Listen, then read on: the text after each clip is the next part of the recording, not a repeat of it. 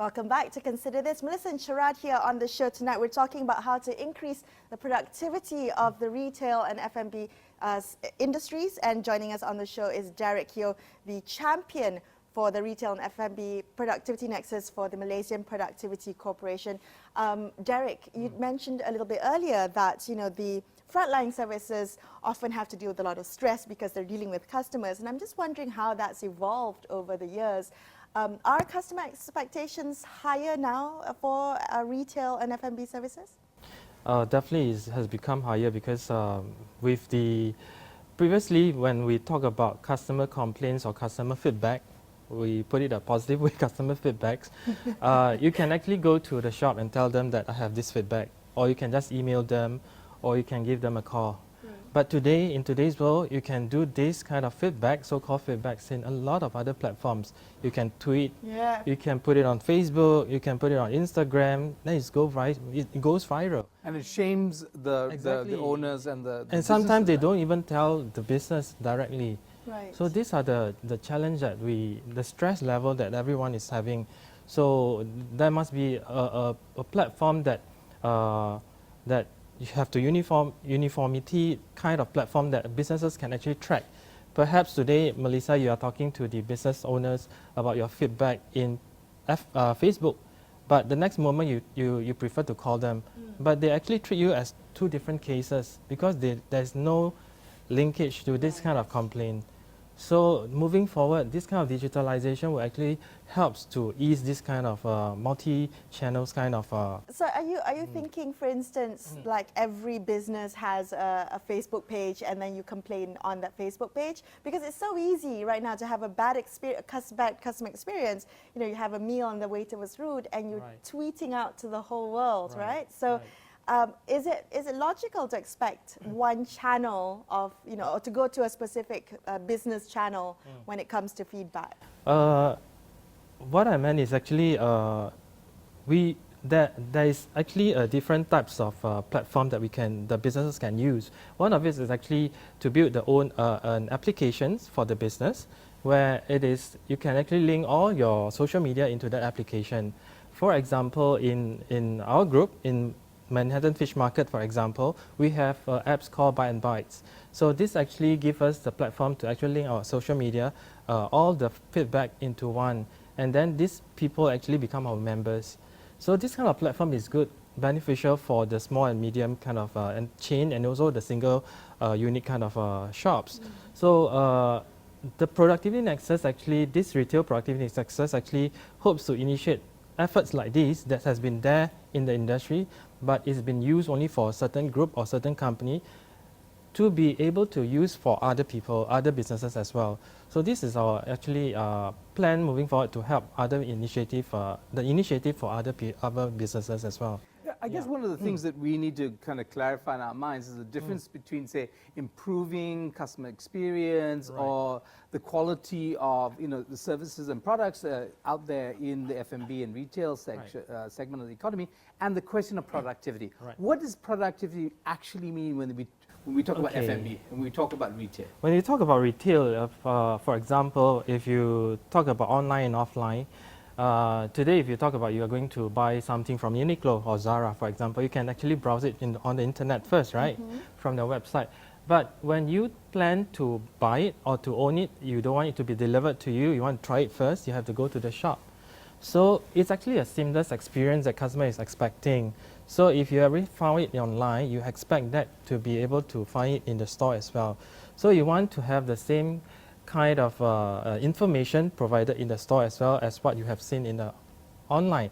So if you go there and you still want to find out the same thing and they can't give you the things that you have found in the online platform, this is not seamless experience. So it's actually a journey of customer experience that the customers are demanding these days. Well, what I do understand is that, and this is a challenge perhaps in much more mature markets, is that the retail bricks and mortar outlets are under severe pressure precisely because people have moved online to shop. And in fact, they don't even have to try it on necessarily. I mean, they have all kinds of applications to make sure that the fit is there and you can return things. But But it also has an impact on the workers within the brick and mortar sector segment, because what happens is that they don't get their commissions anymore, and this is in a commission-driven, kind of F&B and retail setup. So, what is the situation here?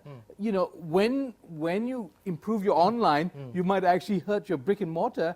And what about the workers there and their conditions and so on and so forth? Okay, I think online and offline, if you talk about F&B per se, in terms of delivery is a new thing in the market, right? So actually the contribution of delivery sales is actually about 8 to 10% for any restaurants for now. For if it's at a F&B fast food category, probably you can go up to 20% of their sales per month, right? So in terms of sales contributions, but I think we cannot like just put all the effort into online, but then the dine-in sector, we just leave it like that. But we have to work out a method where the calculation of the KPI is actually, the return on investment should be calculated such a way that the dine-in is still contributing higher percentage, because the online platform is actually, the sales is higher, but in terms of cost per sales is also higher, because you are actually depending on a third party to help you deliver. Right. The delivery cost is higher. So in terms of dine-in, you are saving on that, but you have rental. But actually that's why it's actually, you can't say which one is better. So it's actually a need for both in this kind of, in today's society.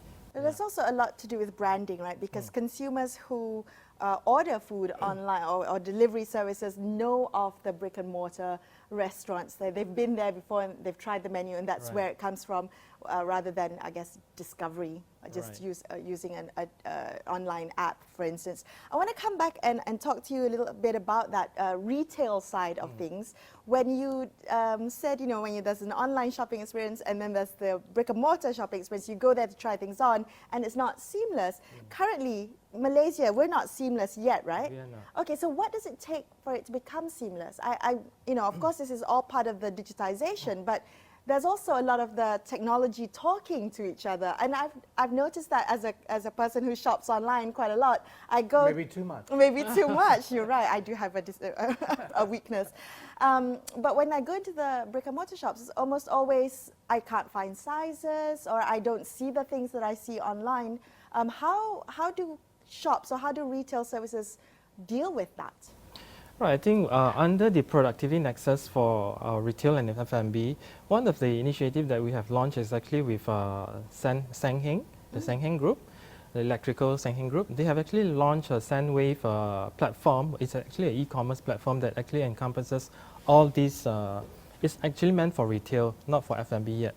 But this platform is actually meant for a shopper like us who actually wanted to have maybe a TV, to buy a TV. We can actually look for what kind of specs, where can I find it, this kind of thing, and when can it be delivered to me. These are the platform that is already in the market, but it's just a starting point for Malaysia.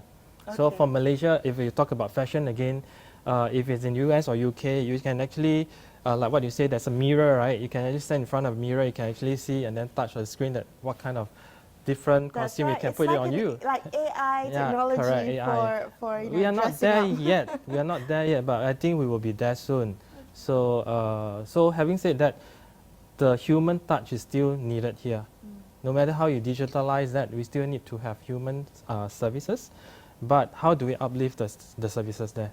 This is our concern, and this is what we want to do for moving forward next 2 years. Okay, let's come back and touch on what's going to be next for the F&B and retail sector, especially in improving productivity. That's coming up on Consider This. Stay tuned.